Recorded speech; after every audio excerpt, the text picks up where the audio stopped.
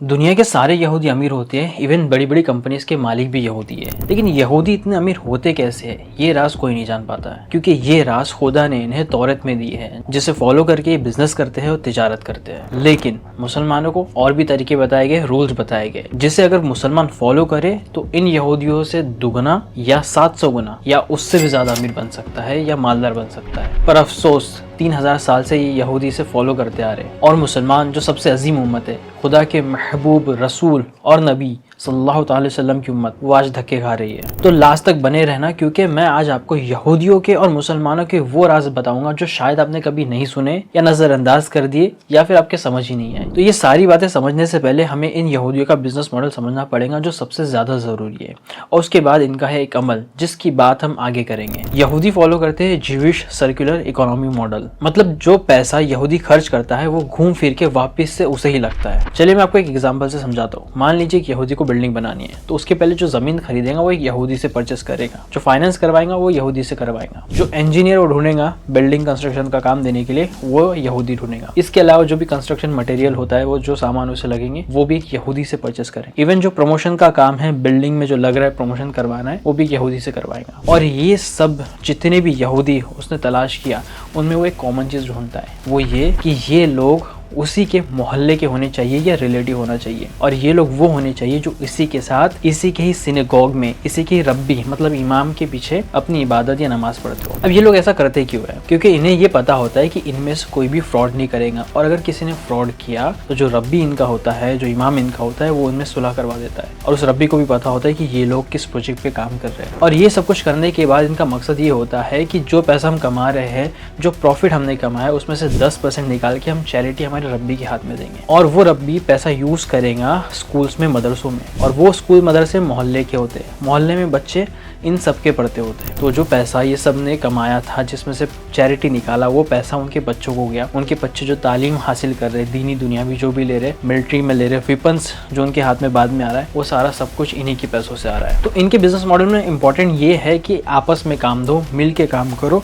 उसमें से चैरिटी निकालो और वो चैरिटी को घुमाओ, ताकि वो पैसा हमारे बच्चे को लगे। और हर प्रोजेक्ट के प्रॉफिट में से 10% ये लोग पैसा निकालते रहते हैं। तो ये है फर्स्ट इनका बिजनेस मॉडल, और इस बिजनेस मॉडल को फॉलो करके जो ये लोग पैसा कमाते हैं, इसे कहते हैं कोशर मनी। कोशर मनी का मीनिंग होता है हलाल पैसा, हलाल कमाई। तो ये लोग इस चीज का भी ख्याल रखते हैं कि जो पैसा हम कमा रहे हैं वो हलाल होना चाहिए इनके अकॉर्डिंग। सेकंड जो इनका अमल है, वो सुन के तो मेरे होश उड़ गए थे, आप भी शौक हो जाओगे, तो सुनिए। Jewish secret to wealth is charity, in Hebrew called tzedakah. जी हाँ, सदका, जिसका हुक्म हम मुसलमानों को भी दिया गया है। और यहाँ पे बात हो रही है ज़कात की, और इससे भी ज्यादा शॉक्ड आप अब होंगे, क्योंकि एक यहूदी साल की ज़कात कम से कम निकालता है $10,000। हर साल ये नंबर बढ़ते जाता है। जैसे अगर इस साल किसी यहूदी ने $10,000 निकाला, तो नेक्स्ट टाइम वो कोशिश करता है $25,000 निकालने की, फिर $50,000 निकालने की, फिर $1,00,000 तक निकालने की कोशिश करता है हर साल। लेकिन ये यहूदी ऐसा करते क्यों है? इतनी ज़कात निकालने का मकसद क्या? सवाल यही आता है कि इतनी ज़कात एक यहूदी देता क्यों है आखिरकार? क्योंकि इनका रब इनसे फरमाता है कि जो माल, जो पैसा तुम खुदा की राह में लगाओगे, उसका मैं तुम्हें 5 गुना दूंगा। ये अल्फाज है तौरेत में खुदा के, जो इन्हें दी गई थी। बस खुदा के ये अल्फाज, तौरेत की ये आयत इनके लिए पत्थर की लकीर बन गई, और यहूदी इसको फॉलो करते हैं। और इनका ईमान देखिए और कंपेयर कीजिए खुद से, हमारे ईमान से, कि हम कुरान की आयतों को कितना फॉलो करते हैं। आपको पता भी आपके रब ने आपसे क्या वादे किए, आपको कितना % रिटर्न करने का वादा किया है? तो सुनिए, अल्लाह फरमाता है कि जो माल, जो पैसा, जो ज़कात तुम मेरी राह में लगाओगे, उसका मैं तुम्हें 10 गुना दूंगा, 700 गुना दूंगा, या उससे भी ज्यादा दूंगा। यही बात मैंने स्टार्टिंग में बताई थी, और शायद आपने उसे वहां पे भी नजरअंदाज कर दी, और यही वो राज है। और ये राज हमसे हमेशा नजरअंदाज हो जाते हैं। अब आपके मन में आ रहा होगा, ज़कात तो हम भी निकालते हैं, है ना?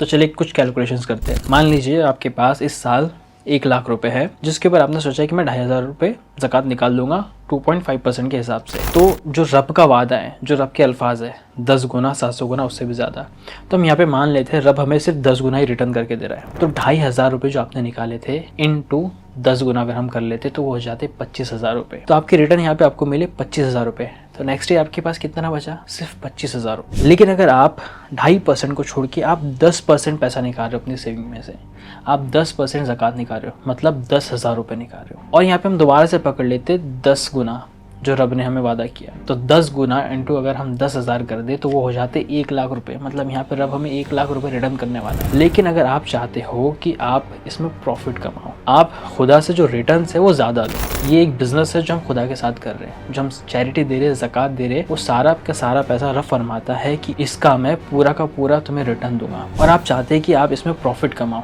आप इसमें मुनाफा कमाओ, अपनी इनकम को डबल करो, तो आपको 10% के ऊपर जाना पड़े। चलिए मान लेते हैं 20%। अगर आपने इस बार 1 लाख रुपए में से 20,000 रुपए ज़कात दे तो 20,000 इंटू 10 गुना ही कर लीजिए, जो रब का वादा है स्टार्टिंग वाला, तो ये हो जाते हैं मोटा मोटा 2 लाख रुपए। तो यहाँ पे आप मुनाफे में हैं। एक यहूदी का टारगेट होता है कि वो अपने इनकम में से 20% तक ज़कात निकाल के दे, तभी वो मानते हैं कि हमारा डबल मुनाफा होगा। और ये अमल आपको सिद्क दिल से करना है, बिल्कुल प्योरिटी के साथ, बगैर दिखावे के। सबसे इंपॉर्टेंट लालच नहीं करना है। आपका यहाँ पे मकसद ये होना चाहिए जो माल रब हमें देगा वो हम सदका करेंगे, खैरात करेंगे, रब के कामों में लगाएंगे, ना कि उसमें लालच करके उसको सेव करके रख लेंगे।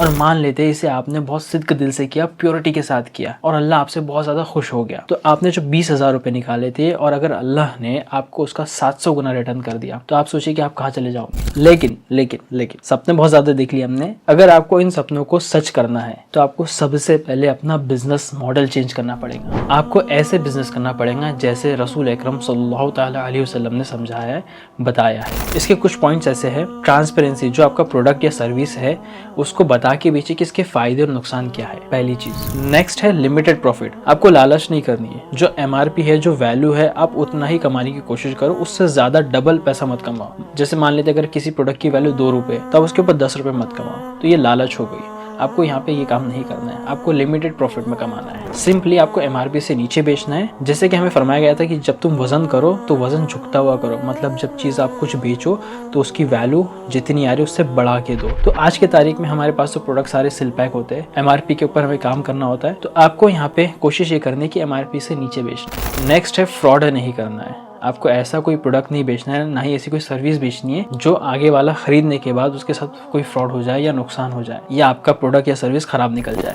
रिटर्न एंड रिप्लेसमेंट, आपने जो प्रोडक्ट बेचा है उसको रिटर्न लीजिए, उसका रिप्लेसमेंट दीजिए, उसको रिफंड दीजिए, मतलब बेचा हुआ माल वापस लो। ये सारी चीजें आप लोग यकीन नहीं मानोगे, अमेजोन कर रहा है, फ्लिपकार्ट कर रहा है, मीशो कर रहा है, बड़े बड़े जाइंट्स कर रहे हैं, और ये सब यहूदियों की कंपनीज है जो इस चीज को, इस अमल को फॉलो कर रही है, और मुसलमान बिल्कुल भी नहीं कर रहे। हजरत अब्दुर्रहमान बिन औफ रजी अल्लाह ताला अन्हु, इन्होंने जीरो से बिजनेस स्टार्ट किया था और उस वक्त के ये सबसे अमीर सहाबा बन गए थे। और आज जो बड़ी बड़ी कंपनीज जो बिजनेस मॉडल फॉलो करती है वो इन्हीं के तरीके पे करती है, क्योंकि जो यहूदियों का उस टाइम पे बिजनेस मॉडल चल रहा था उसे तोड़ा गया, रसूलुल्लाह ने नया बिजनेस मॉडल बनाया था, और उस बिजनेस मॉडल को आज भी हज़रत अब्दुर्रहमान बिन औफ के नाम से जाना जाता है। और इनकी स्टोरी बहुत ज़्यादा इंटरेस्टिंग है, तो सब्सक्राइब कीजिए, कभी और सुनेंगे। तो अब आपको करना क्या है, ये सब जानने के बाद आपको अपनी ज़कात सही जगह लगानी है। अगर आपकी ज़कात सही जगह नहीं लगी, सही जगह अदा नहीं हुई, तो अल्लाह उसे एक्सेप्ट नहीं करेगा। अगर एक्सेप्ट नहीं किया तो रिटर्न्स नहीं देगा, मतलब जो मुनाफा होने वाला था, फायदा होने वाला था, वो नहीं मिलने वाला। आज आपकी ज़कात सिर्फ और सिर्फ मदरसों में जा रही है, और वहाँ पे जाने के बाद भी वो ब्लैक एंड व्हाइट हो रही है, मतलब हेला शरी के नाम पे उसे ब्लैक एंड व्हाइट किया जा रहा है और यूटिलाइज किया जा रहा है, जबकि हमें अल्लाह ने क्लियर बता दिया कि हमें हमारी ज़कात कहाँ देनी है। अल्लाह फरमाता है कि ज़कात किसी गरीब को दो या लाचार को। फॉर एग्जाम्पल हम मान लेते हैं जो दिन का 100-200 रुपए कमा रहा हो, या ऐसा कोई शख्स जो उससे भी कम कमा रहा हो, ऐसे आपको देखने, आपके आसपास में तलाश करने और उसे पैसा देना है। ये है सही जगह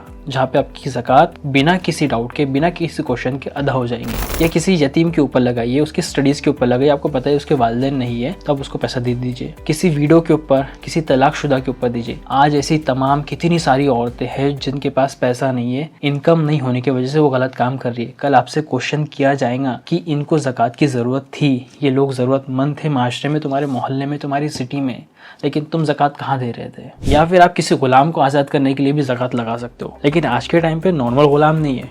मेरे पास कोई गुलाम नहीं है जिसको आप आज़ाद कर सको, लेकिन हाँ, गुलाम आज हम बने हैं लोन में, क्रेडिट कार्ड में, बैंक के हम गुलाम बन चुके हैं, इतना हमारे पर लोन हो गया है। तो आप पैसा ज़कात का किसी ऐसे को दे सकते हो जो लोन के ट्रैप में से बाहर निकल सके। अभी रिसेंटली हमने सुना कि एक के ऊपर इतना लोन था कि उसने सुसाइड कर लिया, तो आप ऐसे लोगों को ढूंढ के उनको हेल्प करिए जो अपना पैसा रीपेमेंट कर सके ज़कात के थ्रू और वहाँ से बाहर निकल सके। या ऐसे किसी बूढ़े शख्स पे लगाइए जो खुद नहीं कमा सकता, खुद खा नहीं सकता, जिसके बेटे या बच्चे नहीं हैं, उनके ऊपर भी अगर आप ज़कात का पैसा लगाओगे तो वो अदा हो जाएगा। उसके अलावा मुसाफिर को आप पैसा दे सकते हो। मान लीजिए कोई ट्रैवल कर रहा है और उसके पास के पैसे चोरी हो गए, गुम हो गए, ख़त्म हो गए, तब ऐसे किसी शख्स की हेल्प कर सकते हो। लेकिन यहाँ पे हम देख रहे हैं कि आजकल फ्रॉड होता है इस चीज़ में ज़्यादातर। अगर आप 100% तहकीक कर सकते हो तो ही वहाँ पे किसी को पैसा दो ज़कात का, नहीं तो वहाँ पे मत दो। और जो ज़कात कलेक्टर होते हैं, मतलब जहाँ पे ऑर्गेनाइजेशन हो, जहाँ पे कोई ज़कात सिस्टम हो, वहाँ पे जो ज़कात कलेक्टर्स होते हैं आप उनको पैसा दे सकते हो। बट हमारे आसपास ऐसा कोई भी ज़कात सिस्टम नहीं है। हर मोहल्ले वाला अपना ज़कात सिस्टम खुद का डिज़ाइन करके बना लेता है,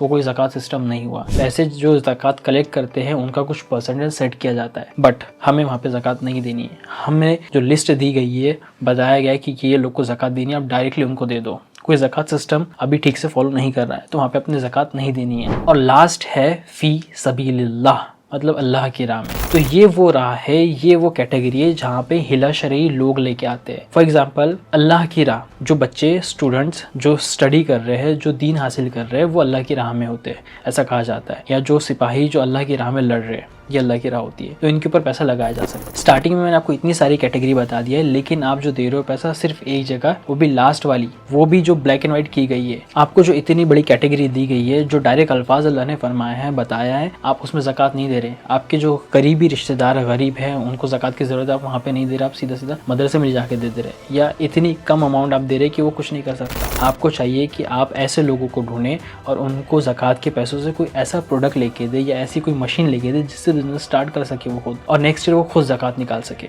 लेकिन आप ज़कात कहाँ दे रहे हो? सिर्फ और सिर्फ मदरसे में। कल को जाके अगर आपसे क्वेश्चन किया गया कि इतनी सारी चीज़ों में ज़रूरत थी माशरे में ज़कात की, लेकिन तुमने ये पैसा कहाँ लगाया? सिर्फ और सिर्फ मदरसे में। लेकिन मदरसों के हाल क्या है? कोई क्वालिटी एजुकेशन सिस्टम नहीं है, मदरसों के बच्चों को कुछ भी नहीं आता। इवन वहाँ पे जो मदरसे हैंडल कर रहे हैं, जो पढ़ा रहे हैं, उनको भी कोई ढंग की चीज़ें नहीं मालूम। मदरसा जो लोग हैंडल कर रहे हैं वो अपनी ही जेबें भर रहे हैं और अपना ही फ़ायदा देख रहे हैं और अपने ही घर चला रहे हैं। ऐसे कई सारे लोग हैं, ऐसे कई सारे इमाम हैं जो जिन्होंने मदरसा बनाया, मदरसे के ऊपर अपना घर भी बना लिया, वहाँ पे मदरसा भी चल रहा है और हजरत का घर भी चल रहा है। ऐसे और भी बहुत सारे एग्जाम्पल हैं। इवन हद ये भी हो गई कि मदरसे का कंस्ट्रक्शन भी ज़कात के पैसों से हो रहा है। करोड़ों करोड़ों रुपए की ज़कात से मदरसा कंस्ट्रक्शन किया जा रहा है और वहाँ पे एजुकेशन सिस्टम कुछ भी नहीं, ज़ीरो। तो आपको अपने इमामों से पूछना चाहिए कि क्या ज़कात के पैसों से स्कूल, कॉलेज या हॉस्पिटल नहीं बनाया जा सकता? जब मदरसे बन रहे तो हम ये नहीं बना सकते? क्योंकि उन्हें भी पता है कि हमारा फ़ायदा सिर्फ मदरसे में, स्कूल, कॉलेज, हॉस्पिटल में नहीं। आपको पता भी है आपके बच्चे जो नॉन मुस्लिम स्कूल्स में जा रहे हैं वो सुबह सुबह कुफरी अल्फाज पढ़ रहे हैं। ये भी एक बहुत अच्छा इंटरेस्टिंग टॉपिक है, तो सब्सक्राइब कीजिए, कभी और डिस्कस करेंगे। अगर आपके पास अल्लाह की तरफ से प्रॉफिट नहीं आ रहा है तो इसका मतलब यही है कि आपकी ज़कात अदा नहीं हो रही है। ये रमज़ान करीब है और इस बार आपको पैसा डायरेक्टली किसी की हेल्प करने में लगाना है ताकि नेक्स्ट ईयर वो भी ज़कात दे सके।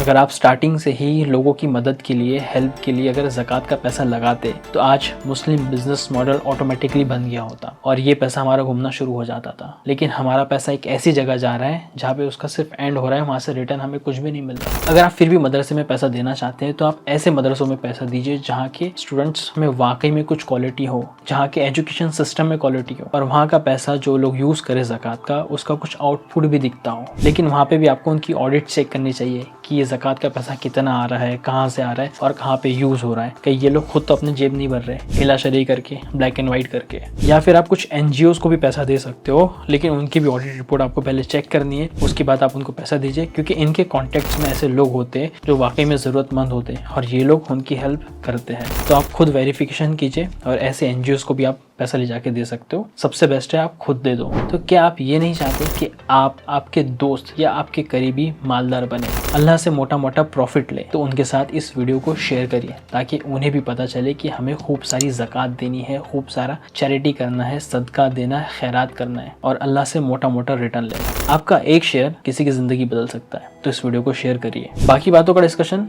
हम इंशाल्लाह कमेंट्स में करेंगे और ज़रूरत पड़ने पर इसका पार्ट 2 भी बनाएंगे। तो हमें दीजिए इजाज़त, मिलते हैं नेक्स्ट वीडियो में, तब तक के लिए फ़ी अमानिल्लाह।